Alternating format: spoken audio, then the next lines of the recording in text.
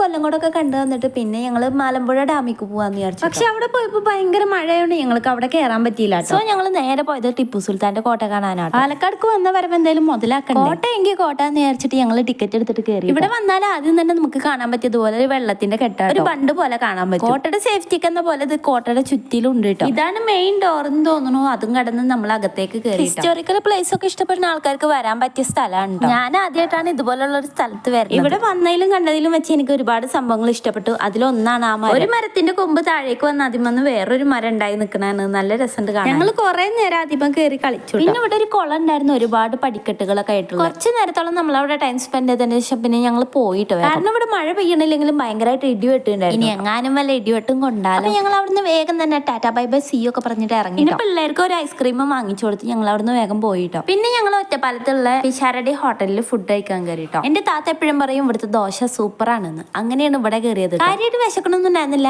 എന്നാലും ഇനി നേരെ വീട്ടിലേക്കല്ല പോണത്. അവിടുന്ന് എങ്ങാനും വിശന്നാ ഇനി അവിടെ വെച്ചുണ്ടാക്കാൻ നിൽക്കണ്ടല്ലോ എന്ന് വിചാരിച്ചിട്ട് കഴിച്ചതാണ്. അങ്ങനെ കുറച്ചു നേരം വെയിറ്റ് ചെയ്തതിന് ശേഷം നമ്മുടെ ഫുഡൊക്കെ എത്തിയിട്ടുണ്ട്. ഞാനും ഉമ്മായൊക്കെ ഗീ റോസ്റ്റ് ആണ് പറഞ്ഞിട്ടുണ്ടായിരുന്നത്. അളിയനും താത്തയും മസാല ദോശയാണ് വാങ്ങിയത്. ഐശുട്ടി ബട്ടൂറി വാങ്ങിച്ചു. സാമ്പാറും ചട്നിയും ചമ്മന്തിയും ചമ്മന്തിപ്പൊടിയും പിന്നെ കൂടെ ഒരു വടയും കൂടെ ഉണ്ടായിരുന്നു കേട്ടോ. സംഭവം നല്ല അടിപൊളി ടേസ്റ്റ് ആയിരുന്നു, ഒന്നും പറയാനില്ല. അങ്ങനെ നമ്മൾ ഫുഡ് എല്ലാവരും ആസ്വദിച്ച് കഴിച്ചു കേട്ടോ. ഏറ്റവും ലാസ്റ്റിൽ ഒരു സൂപ്പർ ചായയും കൂടെ കുടിച്ചപ്പോൾ റാഹത്തായി. ഇനി നമ്മൾ നേരെ വീട്ടിലേക്കാണ് പോണത്. അപ്പൊ വീഡിയോ അത്രേ ഉള്ളൂ. അപ്പൊ എല്ലാവരും സബ്സ്ക്രൈബ് ചെയ്യുക. ബൈ.